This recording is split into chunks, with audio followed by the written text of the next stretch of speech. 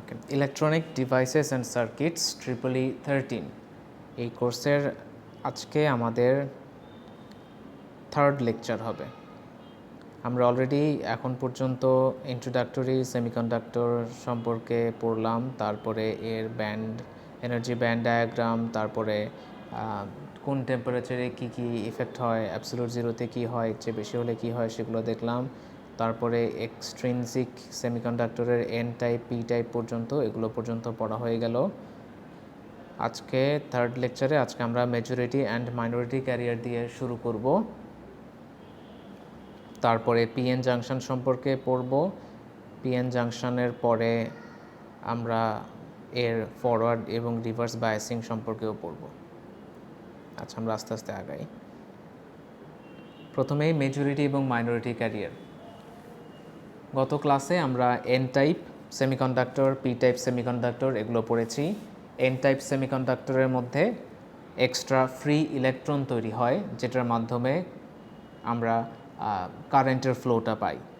আর P type সেমিকন্ডাক্টরে extra hole generate হয়, আর হোল কারেন্টের মাধ্যমে আমরা সেখানে ইলেকট্রিসিটি বা কারেন্টের ফ্লো পাই। তো এখন এন টাইপের মধ্যে কি শুধুমাত্রই ফ্রি ইলেকট্রনই তৈরি হয় তা কিন্তু না। আমাদের এন টাইপ সেমিকন্ডাক্টরের মধ্যে এন টাইপ করার আগেই যে সেমিকন্ডাক্টরটা ছিল সেখানের মধ্যে অল্প কিছু ইলেকট্রন থাকে এবং অল্প কিছু হোলও থাকে, কিন্তু সেটা যথেষ্ট না কারেন্ট ফ্লোয়ের জন্য, যে কারণেই মূলত আমরা ডোপিং করি। তো ডোপিং করে আমরা যেটা করি, এন টাইপের কথা বলছি। এখানে উপরে যে ছবিটা দেখেন, এখানে আমরা ডোনার আয়ন দিয়ে সেখানের মধ্যে একটা এক্সট্রা ইলেকট্রন তৈরি করার চেষ্টা করি, কিন্তু এর পাশাপাশি সামান্য কিছু হোল কিন্তু আগে থেকে আছে এবং পরবর্তীতেও আবার নতুন করে কিছু তৈরি হয়। তার মানে কথা দাঁড়ালো কি, শুধুমাত্র ফ্রি ইলেকট্রনই যে থাকে এন টাইপে তা না, তার পাশাপাশি সামান্য কিছু হোলও থাকে। তো যেটা বেশি থাকে ওইটা হচ্ছে তার মেজরিটি ক্যারিয়ার, আর যেটা পরিমাণে কম থাকবে সেটা হবে তার জন্য মাইনরিটি ক্যারিয়ার।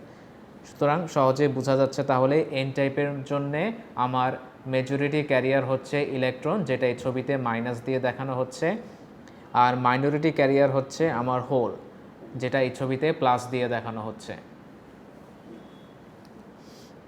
এই গেল এন টাইপের। আর পি টাইপে কি হবে, ঠিক তার উল্টাটা হবে। পি টাইপের বেশিরভাগই হচ্ছে হোল, সুতরাং পি টাইপের মেজরিটি ক্যারিয়ার হবে আমার হোল, যেটা এখানে প্লাস সিম্বল দিয়ে দেখানো হচ্ছে, আর মাইনরিটি ক্যারিয়ার হবে সামান্য কিছু ইলেকট্রন যেটা পি টাইপের মধ্যে থাকে, যেটা এই ছবিতে দেখেন মাইনাস সাইন দিয়ে দেখানো হচ্ছে। তো যেহেতু ক্যারিয়ার হয় দুই রকমের, সুতরাং দুইটার মধ্যে যেটা বেশি থাকবে সেটা হবে ওই পার্টিকুলার এন টাইপ, ওই পার্টিকুলার টাইপের জন্য মেজরিটি, আর যেটা পরিমাণে কম থাকবে সেটা হবে মাইনরিটি। তার একবার সামারি করলে, এন টাইপের majority carrier electron, minority hole. P টাইপের majority carrier hole, minority carrier electron. একটু গেল, তারপরে সামনে আগাই পিএন জাংশনে। পিএন জাংশন হচ্ছে সিম্পলি একটা পি টাইপ সেমিকন্ডাক্টর আর একটা এন টাইপ সেমিকন্ডাক্টর, এই দুইটাকে একসাথে যদি আমি জোড়া লাগাই তাহলে সেটা তৈরি হয়ে যাবে একটা পিএন জাংশন। আমরা যে ডায়োডের নাম শুনেছিলাম, সেই ডায়োড কিন্তু মূলত একটা পিএন জাংশন, একটা পি টাইপ আর একটা এন টাইপ সেমিকন্ডাক্টরকে একসাথে কানেক্ট করলে সেটা একটা ডায়োড তৈরি করে। এই ডায়োডটা হয় মূলত পি আর এন মিলে যে একটা জাংশন তৈরি হয় সেইটাই, যেটা হচ্ছে পিএন জাংশন নাম। এখানে দেখেন আর বলা আছে, when a p-type semiconductor is suitably joined to n-type semiconductor, একটা p-type সেমিকন্ডাক্টরকে যখন আমি p-type সেমিকন্ডাক্টরকে যখন একটা n-type সেমিকন্ডাক্টরের সাথে আমি জয়েন করলাম, the contact surface is called pn junction.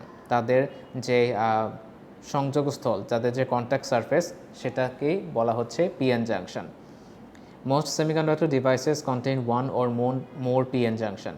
Semiconductor device যেগুলো ট্রানজিস্টর হোক, তারপরে ডায়োড, বিজেটি, মসফেট যাই হোক না কেন, এগুলো সবগুলোতেই এক বা একাধিক পিএন জাংশন থাকে।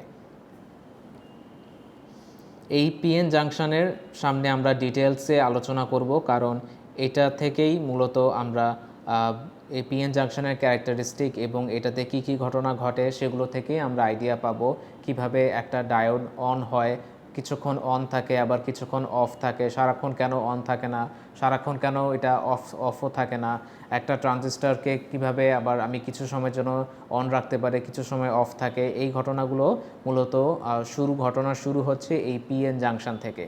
এই কারণে এটার সম্পর্কে আমরা একটু ডিটেলসে পড়ব। তো তার আগে এখানে ছোট করে একটু কীভাবে একটা পিএন জাংশন বানানো যাইতে পারে সেটার কথা বলা আছে। যেমন এখানে 3টা স্টেপে 3 ধাপে বলা আছে। শুরুতে একটা এন টাইপ জার্মেনিয়াম নেওয়া হলো, ডান দিকে ছবিটার কথা বলছি। একটা এন টাইপ জার্মেনিয়াম নেওয়া হলো আর তার উপরে হচ্ছে ইন্ডিয়াম ধাতু রাখা আছে।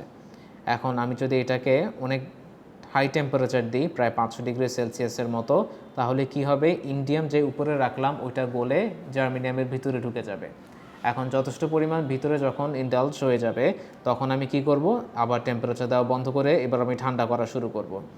তাহলে ঠান্ডা করার পরে কি হবে, উপরে নিচে তো এন টাইপ জার্মেনিয়াম ছিল আর উপরে ইন্ডিয়াম কিন্তু আবার হচ্ছে একটা ত্রিযোজী একটা অ্যাসেপ্টর আয়ন, সুতরাং এটা দেওয়ার কারণে সেটা একটা পি টাইপ সেমিকন্ডাক্টর তৈরি করে রাখবে উপরে।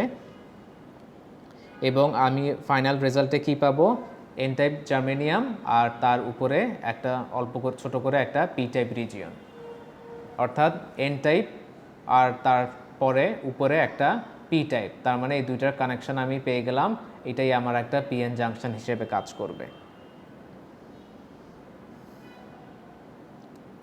এখানে একটা ইম্পর্টেন্ট জিনিস বলার আছে, আমি একটু বোর্ডে ড্রয়িং করে বলে দিচ্ছি।